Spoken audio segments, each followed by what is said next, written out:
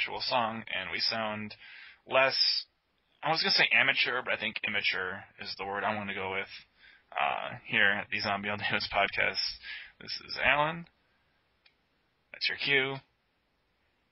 This is Alan. Perfect. Fuck. You got it right. So. This is Mike. This is Jarvis. I just want to throw out there that our new theme song is our buddy Min Young Pyo. He wrote it for us, and he's super gifted, so that worked out good. Gifted in the actual term, not gifted in like the... Oh, yeah. And we're trying to be nice about it. Yeah, he's probably one of the most all-around talented people I know. Yeah, so fuck you for being good at everything, man. Yeah. And thanks again. So, we'll start right about this unrelated news story of the day. Jarvis, would you like to introduce this one? This is quite the fun. Hey, can I interject? Yeah. When we do these things, am I supposed to know what the story is before? No. Yes. Well, there's a link on our Facebook page, so if you want to go to that right now. I fucking hate going on Facebook. I'm sorry. I should have asked before we did the show. So, our... I thought you knew. Actually, I like it better when he doesn't know. So go ahead. Our unrelated news story of the week is about an explorer in 1910. He took an expedition to the South Pole. Apparently he was from... Doesn't matter where he's from. Yeah, it doesn't fucking matter. And he's supposed to study the habits of penguins. And so he was taking down these extremely graphic notes about how these penguins would walk up and start banging these other dead penguins. So it's a live penguin banging the dead penguin face down in the sand or the snow, wherever the fuck they are. He described the depraved sexual acts of hooligan males. Depraved and hooligan are in quotes. And so he gets back to whatever fucking country he's from, and they're looking through his notebook, and they're like, whoa, this is fucking, he's out. I almost picture them, every expedition he comes back, and he has, a different story about some animal fucking another dead animal. And so, this is, can't put this in. This Why is, trying to get it in? Yeah. The boy who cried wolf type thing. No. No, this one is really true. Yeah. And so, they ripped it out of his notebook. His journal. So, I'm Googling penguin rape, and I'm not getting this story at all. But... It says that it's not the same as necrophilia, though, because the males would see the female positioning, and then it just automatically gives them the reaction, which isn't that the same as date rape, really? Yes. It's exactly the same thing. Oh, she's on the bed. She was asking for it. Yeah, perfect. And so, apparently, when they ripped it out, some nerdy scientist, grabbed it and used it for his beat-off material for a while, and then, gave it to another couple scientists, so, it has survived, and it has survived, and, now it's getting passed around again, and they finally understand what's going on, which Alan described. It's getting passed around like a dead penguin. Yes. Did they make dead penguin fleshlights? Wait. I'm going to go first and say... Right. He wrote the perverted acts in Greek in his notebook, which is perfect because everything weird in sex is totally Greek. I better write this in Greek just in case. Yeah, it's like a sort of an homage to Greek rape culture. Mm-hmm. So yeah, it's actually a pretty interesting article. The last paragraph here. He falls into the same trap a lot of people do, is seeing penguins as bipedal birds and seeing them as little people. They're not. They are birds and should be interpreted as such. Does anybody really have that problem? You see a penguin, you're like, oh, what a tiny person with wings. He's saying another dead person. All right. We should probably start talking about NFL news instead before we continue way too much with the penguin rape. I like that Ochocinco got signed by the Dolphins this week, which I'm sure Ryan Tannehill's really excited to have a new legitimate number one receiver on his team. Who's totally going to be banging his wife by week 2. Oh, yeah. It's going to be on the T.O. show. Oh, yeah. I'm excited for it. This is going to be interesting. I'm really excited for Hard Knocks. That's what I'm most excited for. Hard Knocks is the Dolphins this year, right? Yep. I'm sure the Dolphins fans are really excited for Hard Knocks because that's going to be the highlight of their year. Cause they're going to So, okay, do you guys, do you like Ocho Cinco, or does he? Because most people I talk to like fucking hate him for some like perverted reason. Like I've always found him to be humorous, and normally like with the like prima donna wide receivers, it just like wears thin, and I fucking can't stand them. Like T.O. But for some reason with that guy, like I find him like genuinely I used to like him because I used to think he was really like self-aware and just kind of silly, and then he kind of turned into a reality show brand. And I hate to say popcorn ready. Yes, I hate to say that's actually T.O.'s sign. Oh, it works. Yes. Well, for the T.O. show. Yeah, isn't he the backup running back for the? Oh yeah, he backed up Ryan Matthews, right? Yeah. Moving on. That makes sense. But I like the only they just did that for Hard Knocks. So like, fuck it. This year sucks. We need some kind of viewership, even if it's not our games. Yeah. I was like, the Dolphins are like a quarterback away from not being like an elite team, but making a run at. And it sucks that they play in the AFC East because they're never gonna like be the best team in that division. But at the same time, like maybe being like a wild card contender. Like I don't think of them in the same vein as I do the. I said vein. I don't think of them like the same way as I think of the Raiders. Because, like, the Raiders is just, like, a fucking joke. And they should be, and they deserve to be. And the Dolphins, like, are shitty despite their best efforts. I'm not sure if that makes sense. Nah, they're still kind of a joke. Okay, I just, like, when they were, like, talking about, like, the Dolphins, like, every year you hear, like, rumors that, like, whatever, like, big free agent quarterback is out there, like, they're going to sign this guy. And then you think, well, okay, maybe. And then they'll have, like, 2 or 3 games where sometimes they play relatively good defense, but they have, like, Chad Henne throwing 5 yards in front of the receiver's feet. Well, he had that 400-yard game to start off the year, and we're like, oh, Chad Henne, you rascal. He's playing the Patriots defense. That's true. Yeah. But also think, though, how many teams that are bad would you say are a quarterback away from being good? And then how many teams that have a good quarterback are bad? Like, that's true. It's 0. a quarterback. I mean, you can have an elite quarterback and suddenly be irrelevant. I think the Browns put in that category, and they're just so fucking stupid with how they like after the Browns and the Dolphins. It's the same thing. It's like, oh yeah, this is gonna be. Well, we have a first round pick. We better get a quarterback. Achilles Smith, perfect. And then, ouch, zing. Jake Ballard. Speaking of zings, Jake Ballard getting picked off of waivers and going to New England. That was, I want to say that it was a football move, but I feel like it was just a fuck you move. Fuck you, yeah. Which is totally cool. They don't need another good tight end.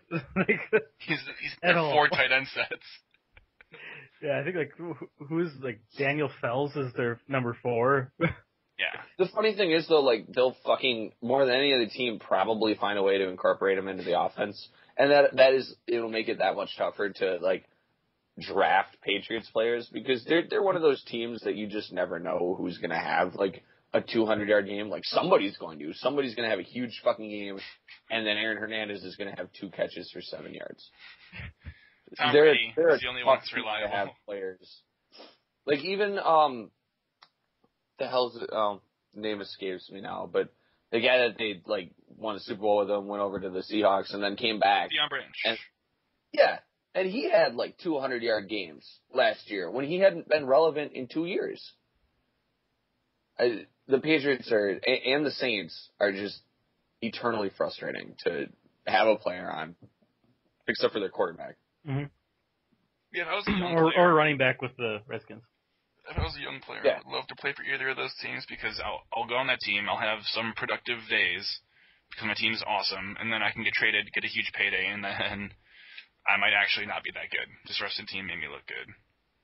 Seems like an easy way for a young player to really increase their trade value. Well, if you play on the Saints, there's always a chance that you could make a little extra money for extracurricular stuff too. That's true. So I actually met a guy a couple times. He used to come up to Stone Lake for 4th of July, and he played for the Patriots for like 5 years, and all he did was sit on the bench for like 5 years, and then he retired. Like, I thought you were going to say all he did was sit on the bench and film the other team. And then he retired, and now he's just super rich living in Minnesota. That dude figured it out, man. Yeah. Beat the system. Who just opened a beer? That was me. What are you drinking? Lining Kugel's original. Nice. I was just curious. Class act. A little bit warm though. Oh. You can just hear the beer coming back up. Saying it like, oh, it's a little bit warm. It's kind of foamy. The way you said it, you had the bitter beer face on when you said it for sure. I'm drinking Keystone Light. That's the bitter beer face beer, isn't it? Yes. Yeah. No, because every time you drink it, you get the bitter beer face. Can we put a link to one of those commercials that are? Yeah. What did you call it? Facebook page. Good idea. Right, and then the next thing we wanted to talk about was the triple threat match in Seattle, winner take all in terms of who's going to be the quarterback. Which, how was Tavares Jackson even part of the decision? Like, he's just a token black guy in this. Yeah, I have no idea. Russell Wilson's not actually black. He is a Native American, I believe. No, really? Yeah. I thought he was just like Obama black. So he's got blue lips? No. Obama doesn't have blue lips. First off, yes, he does. Second off, he's... He does in that Hope picture. Yeah. He's got a blue face in that Hope picture. He held his breath. And half of it's red. So, I can see Matt Flynn. All right, he's obviously in the quarterback discussion there. I can see that they drafted a guy who, if he was 2 inches taller, would have gone in the second round at the latest. Mm-hmm. And then number 3 is Tavares Jackson, who was like 140 yards, touchdown, 2 interceptions. That's his stat line every year. Every week. I heard someone talking about T-Jax the other week, and apparently he's amazing during practices. Like when they bring him in for practices and stuff, he's just like dead on, looks like an amazing quarterback, but as soon as he gets out on the field during game day, he just falls apart. So like all these, like he goes to these, what you look for in a quarterback. He goes to these training camps and just amazes everybody, and they're like, yeah, I want T-Jax. We can There's got to work be with this something guy. that he does that gets people every year to have him in the decision, because I don't see it. And that's I think we all are in agreement here. Like, none of us are like, why would he be the starter? Why are they talking about him being the starting quarterback? Because he goes to these training camps and he's amazing. So like we can work with this guy. We can turn this guy into an elite quarterback, but they can't. We can do it. No other teams have been able to do and make this guy good. I think they've got to have Matt Flynn be the starter, right? I mean, how much money did they pay him? I think even if like Russell Wilson outperforms him in camp, he'll at least start in the first. Yeah. Oh yeah. Mm-hmm. And I think we talked about this earlier, and I would love to see Russell Wilson get a chance to start in the NFL because, like, I know Jarvis, we watched him in person, like, just it was like playing on another level. Like, and granted, it's Big Ten football, but at the same time, like, this guy was clearly ahead of the entire competition. So it would be awesome to see him. And having talked to other players that played with him, he's the man. He is everything. When they talk about intangibles, it's that way everyone talks about Tim Tebow. This dude was more popular than Tim Tebow on his team, for sure. Yeah, because he had like actual talent as well. That's true. That helps. Those are the best kind of intangibles, Alan. The like tangible ones? Skill. Yeah. The best intangible is a tangible. The tangible intangibles. So I found a bitter beer face commercial from the 90s from Keystone. Perfect. Apparently poor people were drinking Keystone in the 90s. Poor college students. Some things never change. Mm-hmm. Should we, are we going to draft the top 5 players this week? Yes. All right. And this week, I guess we'll do the top 5 players to be arrested. Do we want to do that one this week? Let's do the superheroes. Superheroes? Superheroes. Oh, yeah. Let's draft superheroes. All right. Top 5 players who secretly fight crime.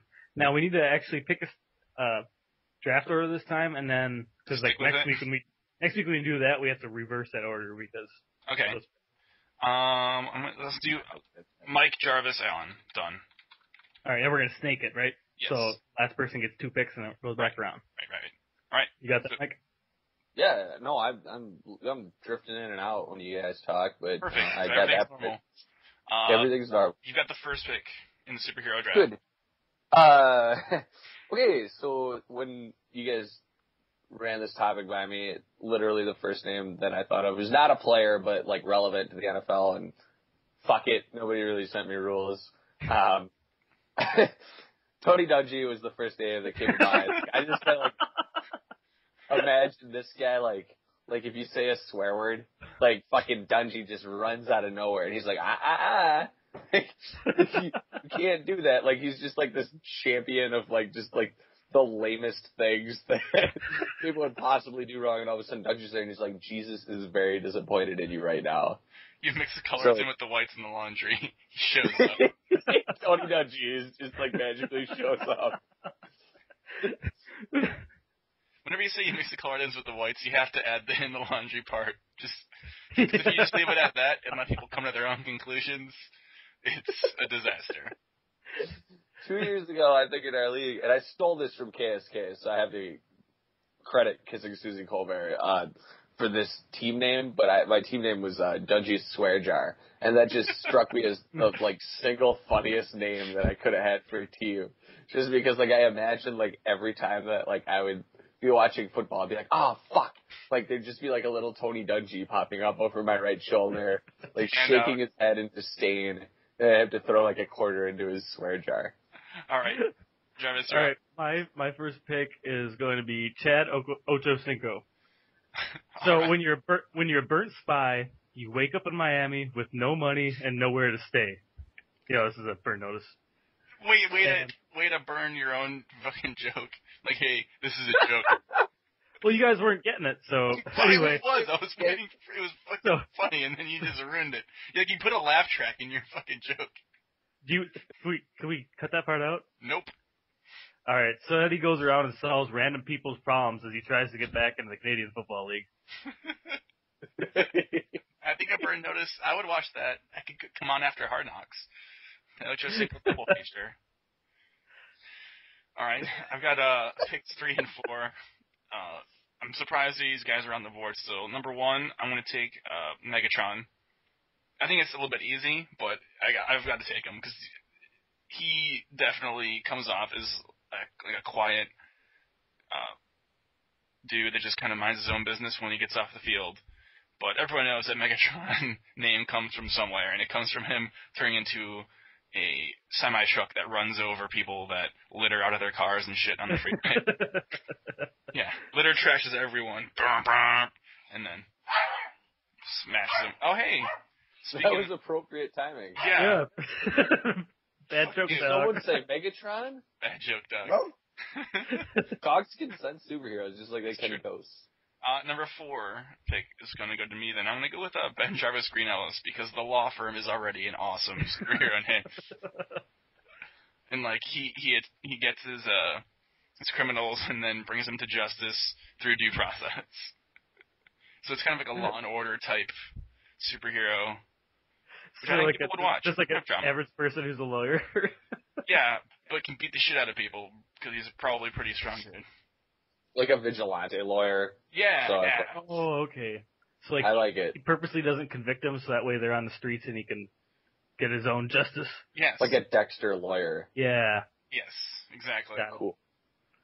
My number 2 pick will be Emmanuel Sanders. He dresses up like Captain Planet, and he goes around and finds litterers with a bad Samaritan card. How did you come up with this? Not that I don't think. Yeah, let me process really awesome. this one. Because Emmanuel Sanders he was doing those don't litter ads on the TV in Pittsburgh, and then he got caught for littering. What's with the Steelers and them doing something and then having to put their foot in their mouth? My next pick is a Steeler. You guys want to talk about Jarvis's first, though? It was pretty awesome. No, that's... I'm good. That's just what you want to go with it? We're going fast. Oh, fuck, I feel like changing mine. I'm not going to, but... Alright, have you guys seen the movie Defendor with Woody Harrelson? Yeah. Oh, no, wait. No, I didn't. So, like, and I would recommend this movie. It's not, like, a straight-up comedy. It's, like, a really dark comedy, but it's basically like, this guy that's, like, retarded and, like, thinks of himself as a superhero and, like, goes out and tries to fight crime, but, like, literally gets the shit beat out of him. And, like, it sounds, like... horrible. No, it's fucking, like... It's also... But it's kind of sad, though, so they don't, like, do it as, like, ha, ha, ha, this funny, like, it's actually, like... Laugh at the retard. it's really depressing. No, Ellen. Anyways, if you've seen the movie Defendor, like, this is gonna sound a lot more relevant, but I think of James Harrison as Defendor, like, just this guy that fucking, like, puts on a cape and, like, all of a sudden believes he has superpowers, and, like, just is really confused on what's right and what's wrong, but, like, is under the impression that he's right doing something for the good of all mankind. Yeah, and then, like, gets, like, just the shit beat out of him by Roger Goodell every single time he's superhero that ends up having to pay fines every week. Yeah. All right, Mike, you got your next pick. Oh yeah, it's snakes. Okay, cool. The next one that I thought of was I pictured like Joe Thomas as like an actual like Smokey Bear, like Yes. like a game warden that's just like out in the woods, like, hey, didn't you know your walleye limit was 5 today? Only you can prevent. You know? And he just picks you up in the air and just rips you into 2 pieces over his head. Joe Thomas was what number pick was he in the NFL draft? Number 3. Number 3, yeah. Which actually great fucking pick. The guy is awesome. But he skipped the NFL draft to go fishing. Yeah. Which is awesome. He's like, yeah, that's cool. I'm just gonna go on this fishing trip, but let me know how it goes, guys. They had like a phone interview with him during the NFL draft. He was like, yeah, well, you know, I knew I was gonna get picked like top 5 or whatever, and I'm grateful to whatever team picks me, but I don't he was fishing with his dad, wasn't he? Yeah, no, fishing with his dad. Yeah. I like how I said that, and then Jarvis said it again like he just discovered it. I did. So my third pick in the draft. He was fishing with his dad, though, right? Yeah, he was fishing with his dad. My third pick in the draft is Andre Johnson. He also dresses up like Captain Planet and tries to find the guy who's throwing all these Bad Samaritan cards all over Pittsburgh. That'd be a good show where he's just tracking Emmanuel Sanders. Yeah, he's always like a block away. Yeah, you can never find him. Following this trail of American. He left his calling card. Like every once in a while, he'll see like the flash of a cape going around a corner. He's like, I almost got him. All right, I am going to. This is tough. I'm going to go with Ryan Suckup, Mr. Relevant, because, again, he's already got the name, and it's like one of those underdog stories where you think it's the guy that doesn't fucking matter at all, and then he ends up actually being a badass. There's not a lot of jokes. I just think he'd actually make a good superhero. And then the other one, I'm going to have Kyle Orton as my... Yeah. He's kind of like the anti-hero superhero. So he's always just like a Hancock. He's always just shit-faced, hungover, and he's just like the super wingman. That's the superpower. Because he'll just, all right, man, don't worry, I'll get the ugly one. He just swoops right in, and I'm like, I didn't even really want to talk to anyone, and that ugly girl's by herself. Just want to get drunk. Yeah. He can't wear a cape though because he would have to tie it around his neck beard and it would rub against. Well, that's his cape. That's where all his powers are. Kind of like He's got a front cape. Yeah. Front cape's the new neck beard. All right, John. My fourth pick is Robbie Gold. He uses all his Jew gold to hunt down Nazis in hiding. Is he actually Jewish or no? I feel like he's not. Isn't that Robbie Goldenstein? You're like, his name's got Golden, and he must be a Jew. He loves the gold. That's not racist at all. Maybe. No, you're right. That's not racist. Good. As long as we're not being racist. I'm gonna look up Robbie Gold right now while Mike does his next pick. We forget that Jarvis is a racist. I have to make 2 picks, don't I? You have one more left. Oh, do you? Okay, good. So the last one I wrote down was Jake Delhomme, because I just think. Oh no! Go ahead. He's got to be doing something, right? I think is he one of the Dukes of Hazzard now? I think of him as like he's got like a sheriff's star that he made for himself in his basement that has written on it in like child's English and a Sharpie marker. Says Sheriff Jake on it. That's as far as I've gotten with it, but I really like the visual of him just like, well, not when Sheriff Jake's in town. He just like tries to stop people from like breaks up schoolyard fights or something. He's wearing like a little kid sheriff costume. Yeah. Something Eli would wear. He got it from Eli. All right, my last pick is. Are you sure I don't get 2 picks? You get 2 picks, Mike. You get 2 last time. Yeah, that's 2 every time. Works. Fuck it. Go ahead.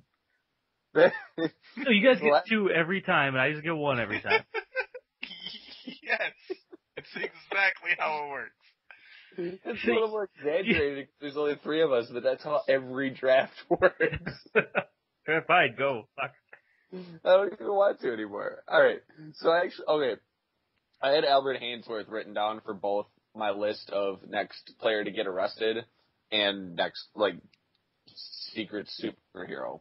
And I'm not sure where I'm going with this, but I just like the idea of, like, somewhere, like, somebody has stolen, like, 4 tubs of ice cream and Albert Hainsworth, like, just dedicates, like, all of his energies to not football. Ice cream rescue. Yeah. And this will tie into my list for next week, actually. But yes, Albert Ainsworth, the defender of ice cream. He's finally the good guy for once. By defending, you mean takes it from little kids. Yeah. Give me your ice cream. No. You stole this. And I will describe you as arch nemesis. But for now, let's just do okay. this. My last pick, I'm going to go with Eli Manning. Wait, what? No, you just... I'm going to tell you it. I'm going to go with Eli Manning as the sidekick for all of my superheroes because he's basically the Robin to everyone else in the world's Batman. That's all. All right. Well, I don't really have a good one for the last one. I'm just going to go with who I want to go with. Good thing I went. I gave you that time to come up with someone. No, I have them written down. They're just not that good. I just don't know how to read. All right, I'm just going to go with Rob Gronkowski. And his superpower is dressing up in bro clothes and big, deep V-necks, going to dance clubs, and then his superpower is he never lets a drunk college girl go home unfucked because that's a crime. He might be on the next list of people to get arrested too. Now that you mention it. Robbie Gold's on my next list to get arrested. For what? Being accurate? You're a Jew. Jarvis's list. It's not illegal to be a Jew, Ryan. No, it's not because he's a Jew. Oh. It doesn't help. Actually, it does help because then he's probably a lawyer. So we'll do that next. The top 10 wide receivers. Anyone else want to go first, or do we want me to go first? You can go first. I want you to go first, Alan. All right. So I'll go first, and then we'll do our top 10 this week, and then 10 through 20 next week, so we can actually kind of get this done in a reasonable amount of time for once in our lives. Number 1, obviously the Megatron. In between running over litter bugs with his truck, he is catching touchdown passes every game, and he's going to continue to do so as long as, even if Stafford's not healthy, he'll probably continue to put up retarded numbers like that. Number 2, Fitzgerald. He's got a number 2 receiver on the other side of him, so teams will have to actually cover the whole field instead of just him. Andre Johnson, I think, will rebound this year. He just had hamstring injuries, and he's kind of old, but the Texans are such a good team. He's not old. He's just been injured a couple of times. He's fucking good. He is. That's why he's number 3. I know. Number 4, I have Welker. Even though I think he's really overrated, like as a player, the fact that he's a slot receiver for the Patriots means that he will get tons of yards every game.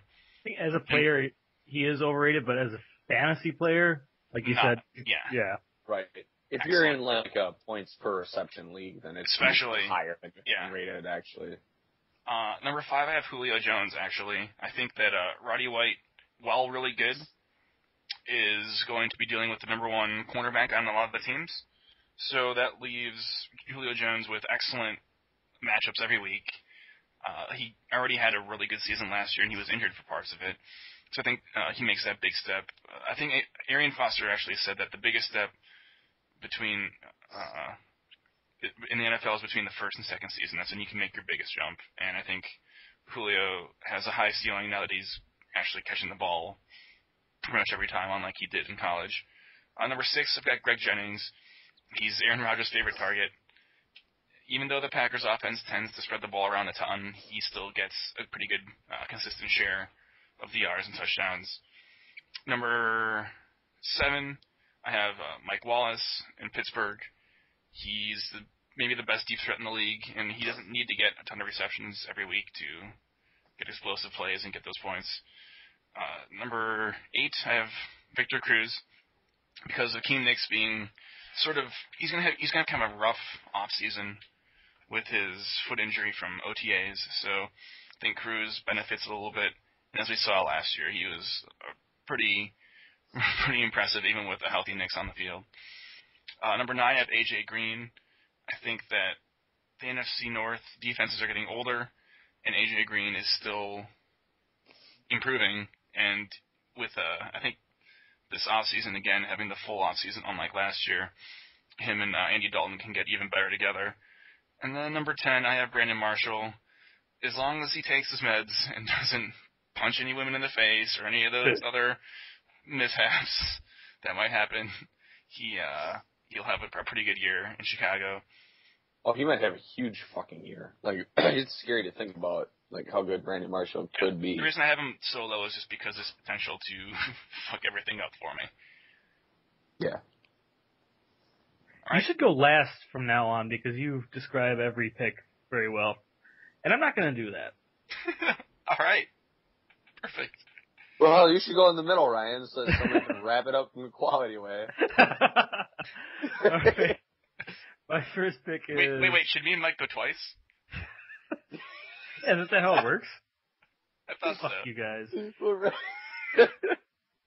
God damn it. My first pick is Megatron for obvious reasons. Yeah. 2 is Fitzgerald, quite similar to yours, Alan.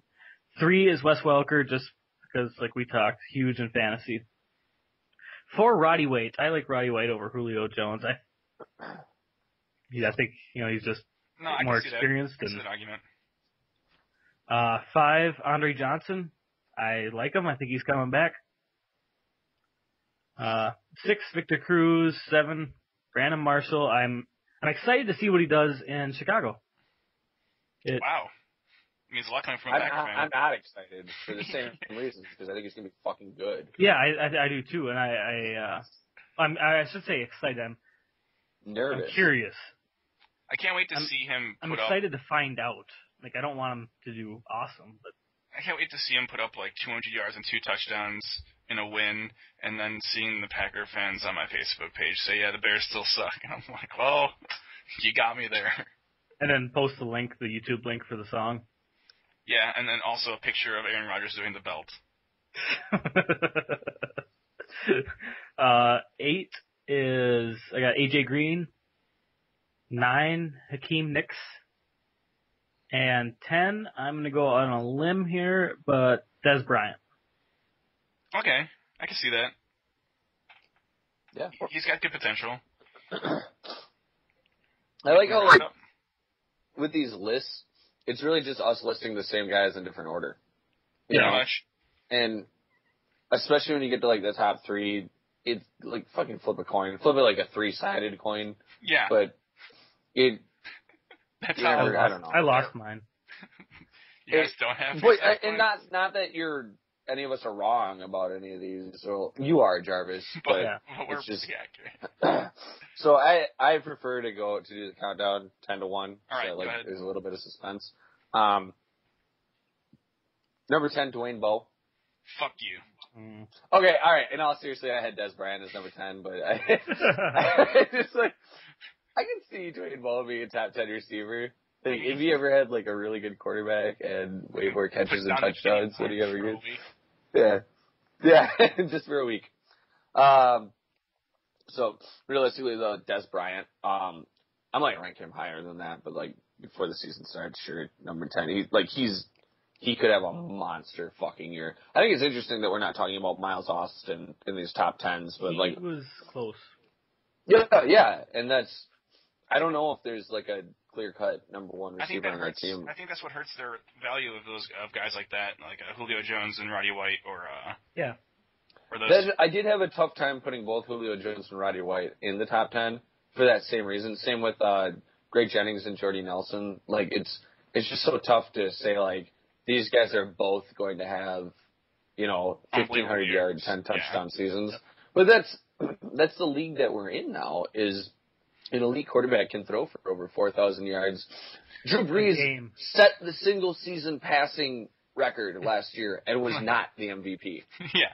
Like, how fucked up is that? Were there three guys or four guys that threw for 5,000 yards?